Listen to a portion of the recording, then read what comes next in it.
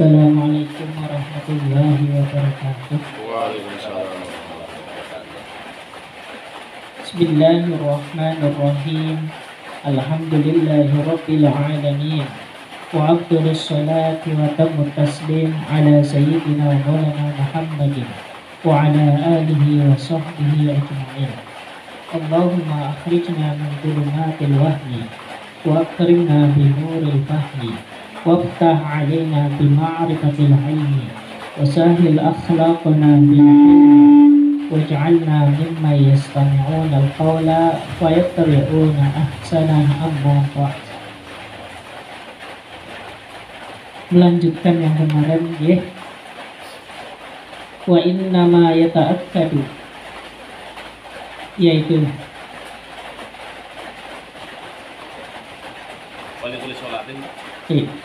qala al-musannifu rahimahullahu ta'ala wa nafa'ana bihi wa bi'ulumihi fid dharaini amin.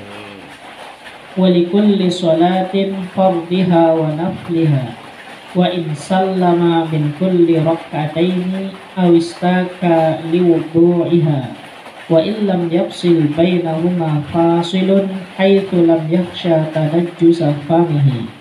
Wadhalika li khabaril Humaydi bi isnadin jayyidin rak'atani bi siwakin afdalu min sab'ina rak'atan bila siwakin.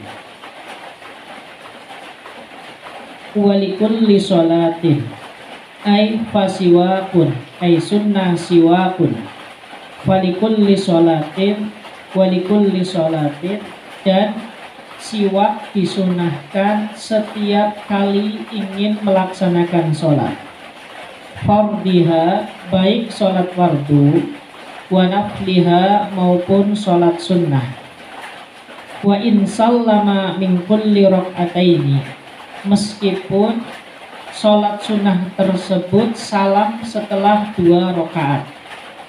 Awistaka li wudu'iha, atau meskipun telah siwakan untuk wudunya sholat. Wa illam yafsil bainahuma fasilun, meskipun tidak terpisah di antara keduanya dengan sesuatu yang memisah. Haitsu lam yakhsha tanajjusa famihi, ketika orang tersebut tidak khawatir kalau mulutnya itu mutanajjis.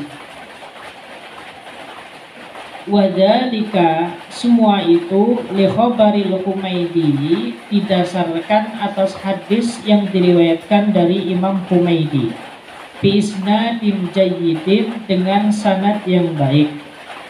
Hadisnya adalah rak'atani bisiwakin, 2 rakaat dengan menggunakan siwak, afdalu lebih utama, min sab'ina rak'atan dari 70 rakaat bila siwakin tanpa bersiwak.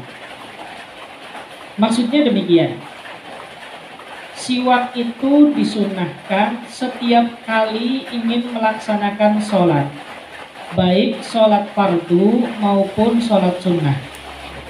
Jadi ketika orang ingin melakukan sholat fardu, maka disunahkan untuk bersiwak.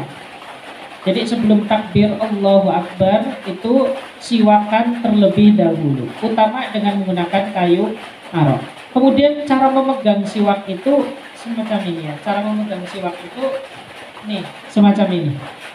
Ini cara memegang yang diajarkan oleh baginda Nabi Sallallahu Alaihi Wasallam. Jadi untuk jempol itu di bawah, kemudian bawah ini di bawah, kemudian yang 3 ini di atas. Ini juga bisa diterapkan ketika merokok juga bisa ya.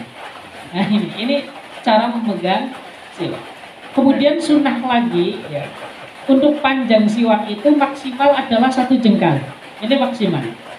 Ini sunnah. Jadi panjangnya itu tidak lebih dari 1 jengkal ini. Kalau lebih dari ini maka hukumnya makruh. Jadi sunnah itu segini.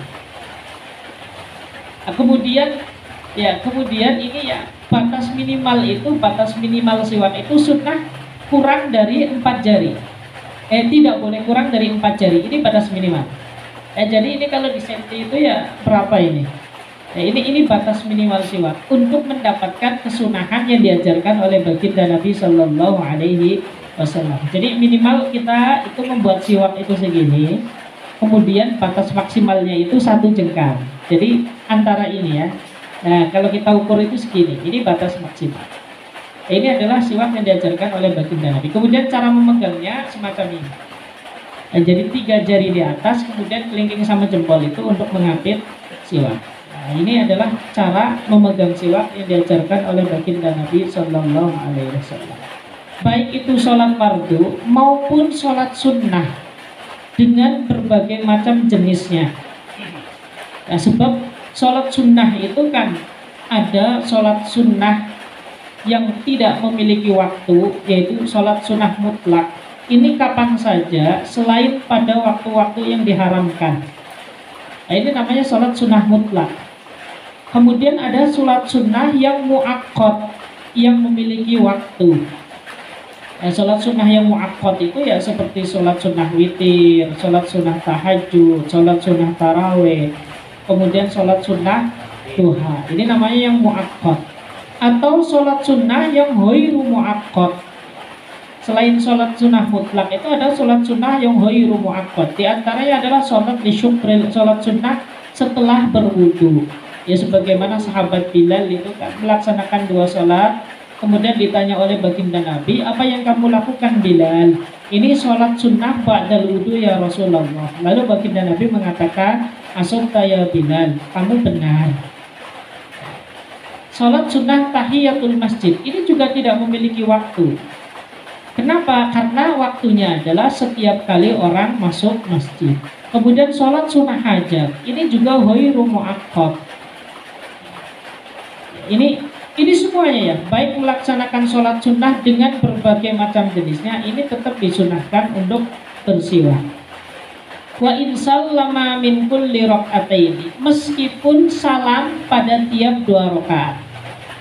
Misalkan kita sholat duha 8 rakaat, kemudian setiap 2 rakaat kita salam, maka setiap kali ingin melaksanakan sholat, maka tetap disunahkan untuk bersiwakan, bukan hanya di awal daripada sholat yang pertama. 2 rakaat salam, maka ketika masuk rakaat 3 dan 4 lagi ingin menambah 2 rakaat, siwakan lagi. Ketika salam, maka untuk 6 dan ke-7 kita siwakan lagi. Ketika salam ke-8 sampai ke-7 sama 8 kita siwakan lagi. Ya sampai batas maksimal sholat duha yaitu 12 rakaat. Maka itu tetap di dalam setiap kali melakukan sholat itu disunahkan untuk bersiwak. Awista kali wudu'iha, atau meskipun kita siwakan ketika berwudu. Karena di antara sunnahnya wudu selain mencuci tangan kan siwakan terlebih dahulu. Maka ketika sholat tadi kan sudah siwakan di wudu, apakah tetap disunahkan? Itu tetap disunahkan. Ya ini semuanya in-innya hoyang semua. Wa illam yafsil bainahuma biasilun, meskipun antara wudu dan sholat itu tidak ada pemisah juga. Siwakan, nyuci tangan, siwakan, lalu berwudu. Lalu antara wudu dan sholat tidak ada pemisah sedikit pun. Kalau ada pemisah, misalkan setelah berwudu tidak langsung melaksanakan sholat, tetapi terlebih dahulu membaca Al-Quran, terlebih dahulu membaca aurat, terlebih dahulu membaca zikir. Ya, misalkan demikian, maka tetap itu disunahkan untuk bersiwak. Haitsu lam yakhsha tanajjusa famihi, dengan catatan disunahkan bersiwak ini ketika kita tidak takut kalau mulutnya itu menjadi mutanajis. Faktornya kan bisa dikarenakan siwaknya yang mengandung mutanajis setelah dipakai ataupun lain sebagainya. Ini ada faktor dari luar. Pokoknya khawatirnya itu yang penting tidak khawatir kalau mulutnya menjadi mutanajis. Wadzalika li khabaril Humaidi. Dasar daripada kesunahan siwak tersebut di dalam sholat, kalau dasar disunahkannya siwak di dalam setiap aktivitas yang bisa menghilangkan bau mulut, kan kemarin hadis baginda Rasul sallallahu alaihi wasallam, laula an asyqa ala ummati la amartuhum bisiwaki inda kulli wudu'in. Dalam satu riwayat inda kulli sholatin.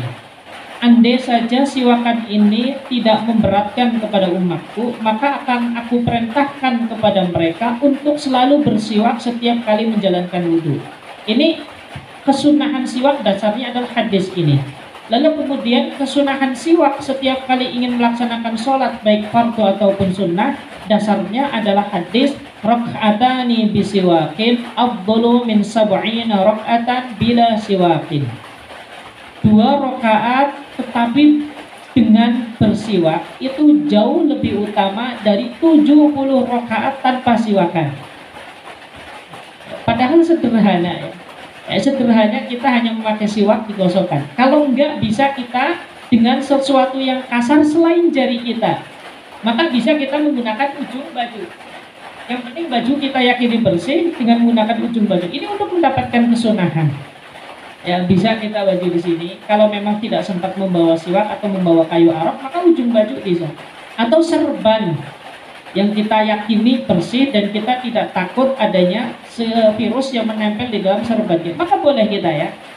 Ini hanya untuk mendapatkan kesunahan. Yang penting gerak-gerak berapa kali aja itu sudah cukup. Nah, karena memang ini keutamaannya didasarkan hadis 2 rakaat dengan menggunakan siwak itu jauh lebih utama dari 70 rakaat tanpa siwak.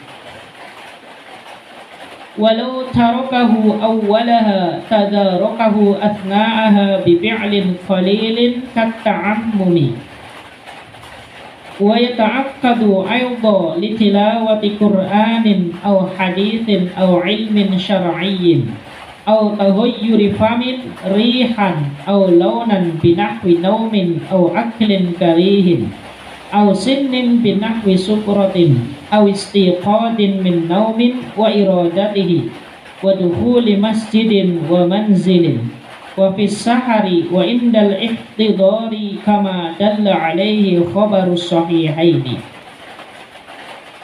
Wa yata'akkadu aydan walau tarakahu awwalaha jika orang meninggalkan siwak awwalaha pada awal sholat. Jadi ini pada awal sholat itu lupa meninggalkan siwak. Tadarakahu athna'aha bifi'lin qalilin, maka segera ya menyusulkan siwak tersebut di tengah-tengah sholat. Catatannya bifi'lin qalilin, dengan pergerakan yang sedikit.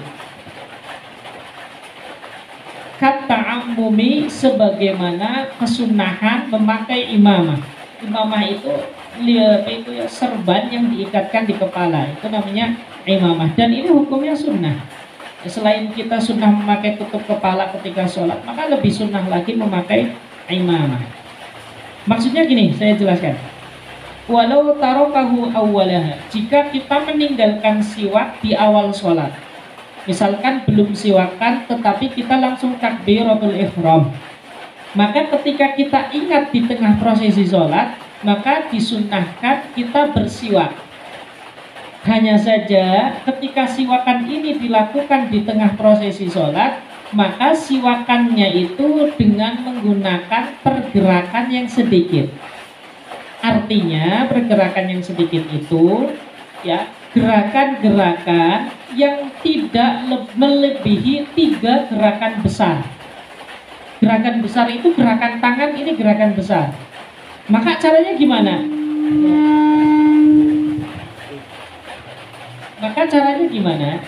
Caranya bisa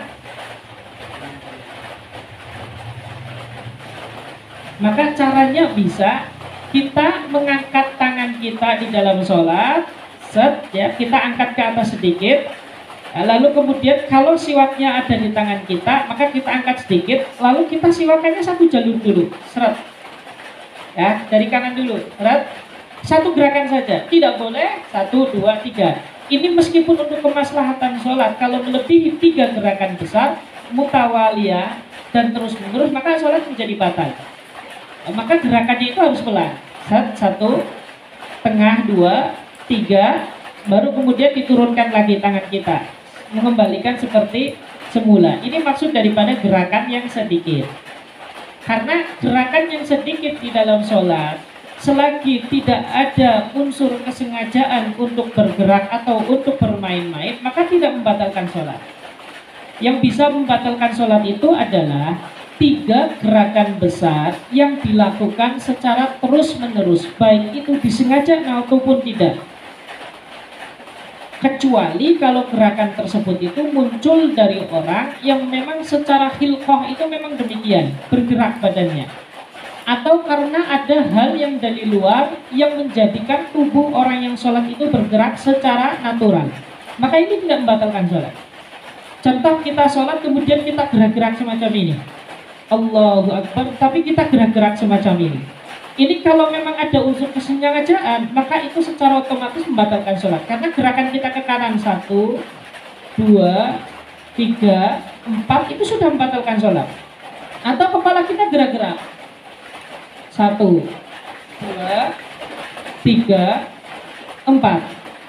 Dan hitungannya adalah gerakan ke bawah 1, ini 2, 3, 4. Ini bisa membatalkan sholat ketika dilakukan lebih dari 3 kali secara terus menerus.